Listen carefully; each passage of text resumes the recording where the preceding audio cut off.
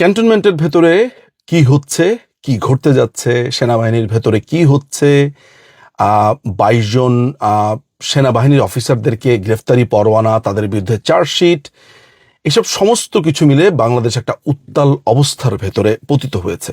সারাদিনই এই প্রশ্নগুলোর সম্মুখীন হচ্ছি এবং খুব বিনীতভাবেই আমি চুপ থাকার নীতি অবলম্বন করেছি। বিশেষ করে সেনাবাহিনীতে কি হতে যাচ্ছে, মুভমেন্ট হচ্ছে কিনা, সেনাবাহিনীর বিভিন্ন বিষয়ে চুপ থাকাটাই আমার কাছে এই মুহূর্তে শ্রেয়। যা হওয়ার সেটা মানুষ দেখতে পাবে।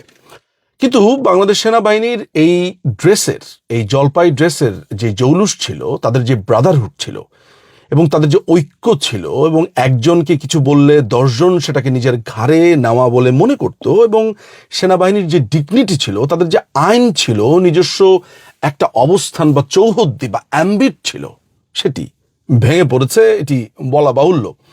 শুধু সেনাবাহিনী কেন, বাংলাদেশের জুডিশিয়ারি, বাংলাদেশের এক্সিকিউটিভ, পার্লামেন্ট ডিসলভ হয়েছে, এডুকেশন সিস্টেম, ফাইন্যান্স, মেডিকেল ব্যবস্থা, সর্বোপরি পুরো সামাজিক বন্ধন ৫ই অগাস্টের পরে যেভাবে মুখ থুবড়ে পড়েছে, যেভাবে এক ভয়াবহ গৃহযুদ্ধের দিকে আমরা ক্রমাগতভাবে এগিয়ে চলেছি। গৃহযুদ্ধ শুরু হয়ে গেছে, আসলে অস্ত্র হাতে গৃহযুদ্ধটাই এখন শুধু বাকি আছে বলে আমার মনে হয়।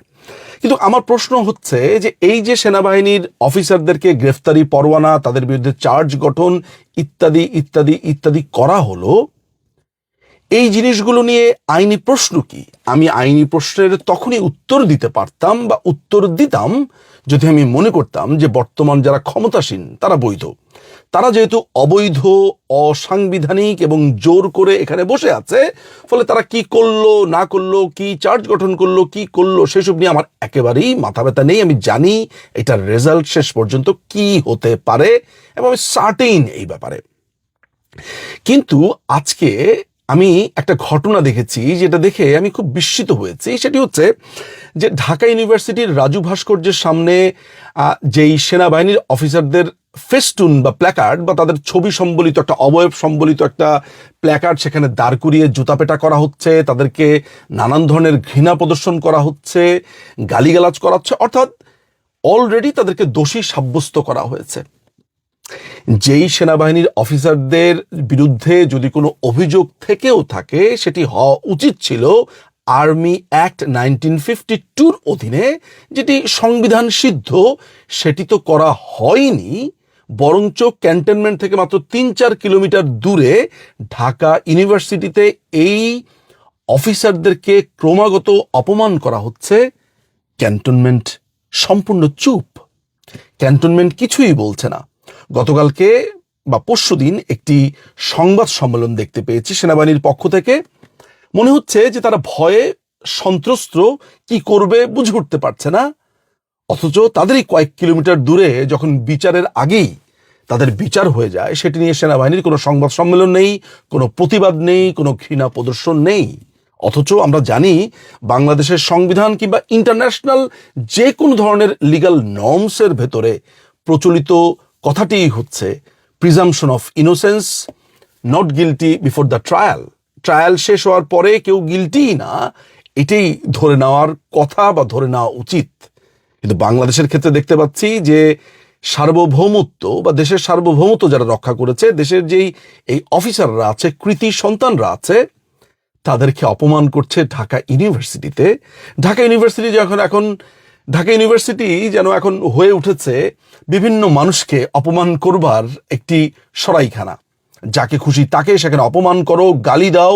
এখানে পড়ালেখার কোনো বালাই নাই, কোনো রিসার্চ নাই, কোনো গ্রুপ স্টাডি নাই, নাথিং। শুধু চা খাও, তর্ক করো, 2 দিন পর পর রাজুতে আসো, গালিগালাজ করো, আন্দোলন করো।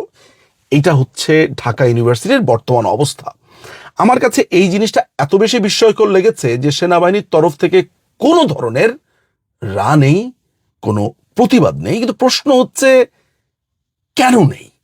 এই যে সেনাবাহিনীর অফিসারদেরকে এইভাবে ঢাকা ইউনিভার্সিটির ভেতরে এইভাবে অপমান করা হয়েছে, সেনাবাহিনীর ব্রাদারহুডটা কোথায়? আমি যতদূর জানি যে সেনাবাহিনীর যে জুনিয়র অফিসাররা আছে তারা অনেকটা আগুনের মতো ফুঁসে আছে।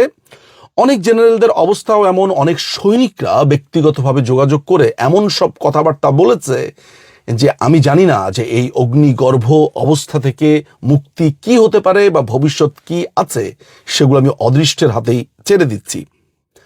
আমি যেই ব্যাপারটা নিয়ে চিন্তিত সেটি হচ্ছে যে বাংলাদেশের প্রত্যেকটি অর্গানকে যেভাবে সিস্টেমেটিকভাবে এই জামাত শিবির, এই তাজুলের আদালত শেষ করে দিচ্ছে, ধ্বংস করে দিচ্ছে। ওই 1971 সালে পাকিস্তান যেটা বলেছিল যে তোমাদেরকে দেখে নেব, এই দেখে নিতে তাদের 54 বছর লেগেছে। শিবিরের একটা আস্ত মাংসপিণ্ড তাজুল ইসলাম, যে রাজশাহী ইউনিভার্সিটির একটি মার্ডার কেসের আসামি, সেই ছেলেটিকে দিয়ে এখন ট্রাইব্যুনাল সাজিয়ে এই টিকটিকি, এই তেলাপোকার বাচ্চা এখন সেনাবাহিনীর বিচার করছে। কিন্তু প্রশ্ন উঠছে যে এই তেলাপোকার পেছনের সাহস কারা? এই তেলাপোকার সাহসের জন্য নিশ্চয়ই তার রসদের প্রয়োজন আছে। এই রসদ কোথায়?